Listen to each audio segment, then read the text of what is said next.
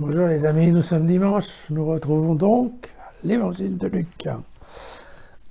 Aujourd'hui au chapitre 6, les versets 17, 20 à 26. Alors nous retrouvons aujourd'hui un évangile qui est connu, qui est un peu commun à Matthieu, mais on verra les différences, qui s'appelle celui des béatitudes. Béatitude, ça veut dire heureux. Vous savez, c'est la litanie, heureux celui qui. Alors, les béatitudes sont un exercice qui est fréquent et qui est classique dans les Écritures, mais également on en retrouve dans diverses parties de la Bible ancienne également. L'idée c'est quoi? C'est de faire passer le message à des gens qui souffrent normalement que de jours meilleurs viendront. Et donc c'est en fait donner une promesse de bonheur, de joie qui va être accordée par Dieu. Ce cadeau, je dirais, va se passer au moment du retour, alors ou de la fin des temps ou du retour de Dieu sur terre, ce qu'on appelle une promesse eschatologique. Voilà. Donc voilà comment ça se passe. Donc le texte est un petit peu compliqué dans le cas de Luc, car Luc utilise à la fois des béatitudes positives et des béatitudes négatives. L'idée étant qu'à chaque béatitude positive correspond une béatitude négative, qu'on appellera malheureux qui, malheur, pour renforcer l'importance de la béatitude positive. C'est un procédé que Matthieu n'aura pas utilisé. Matthieu, lui, ne fera que des béatitudes positives. Il ne souhaitera que du bonheur aux gens. Alors, prenons le texte. Descendant avec eux, les disciples, il s'arrêta sur un endroit plat avec une grande foule de ses disciples et une grande multitude du peuple de toute la Judée, de Jérusalem et du littoral de Tyr et de Sidon. Donc voilà un premier paragraphe qui nous permet exactement de situer où ça se passe. Donc dans le cas de Luc, Luc nous met ça dans une plaine en bas de la montagne, ce qui nous rappelle un peu l'image de Moïse qui descendait du mont Sinaï, où il avait reçu les tables de la loi. En contrepartie, lui, Matthieu, ça fait partie de ce qu'on appelle le discours sur la montagne. Donc vous voyez qu'il y a une petite différence d'altitude entre les deux. Et on va voir qu'il y a d'autres différences. Luc prend le temps de préciser que là où ça se passe, il y a à la fois des gens de Judée, donc des Juifs, des gens de Jérusalem, donc des gens de la capitale, mais aussi des gens de Tyr et de Sidon, qui sont donc des païens.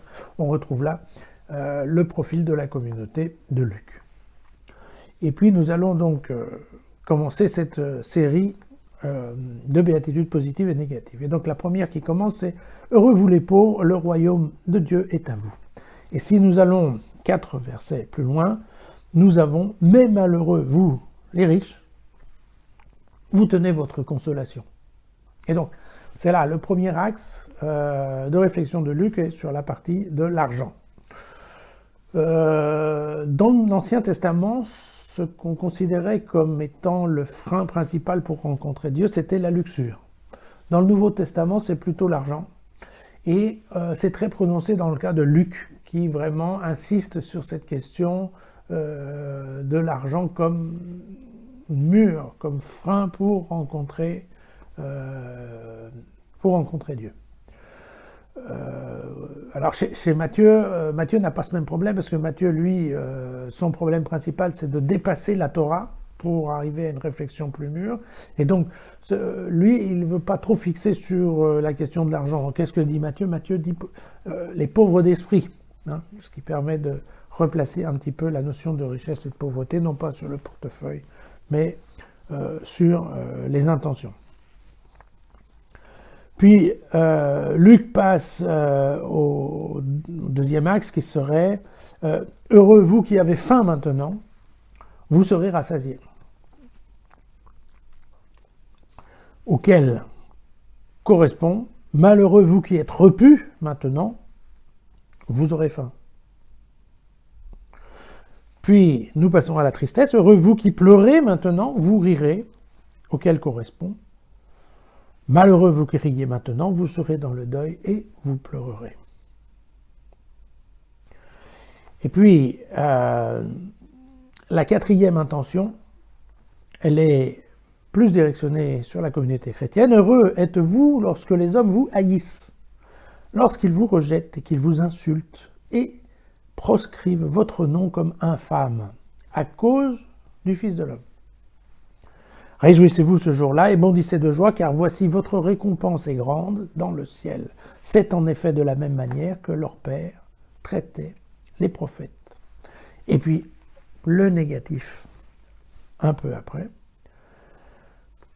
Qui est malheureux êtes-vous lorsque tous les hommes disent du bien de vous, c'est en effet de la même manière que leur Père traitait les faux prophètes. Et donc voilà. Donc on a bien cette articulation positif-négatif, positif-négatif. Bon. Vous voyez bien que la question, donc, heureux êtes-vous, alors en termes de vocabulaire, c'est simple, on le retrouve. Hein. Vous savez, quand l'ange va parler à Élisabeth à propos de la naissance et de sa future grossesse, il lui dit voilà, heureux es-tu, toi qui crois.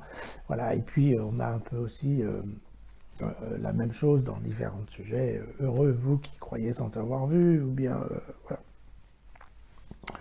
C'est cette notion de bienheureux, voilà. Et à contraire, la partie malheureuse, c'est pas une malédiction que donne Luc, c'est uniquement en fait un artifice un petit peu littéraire pour insister sur la première partie qui est positive.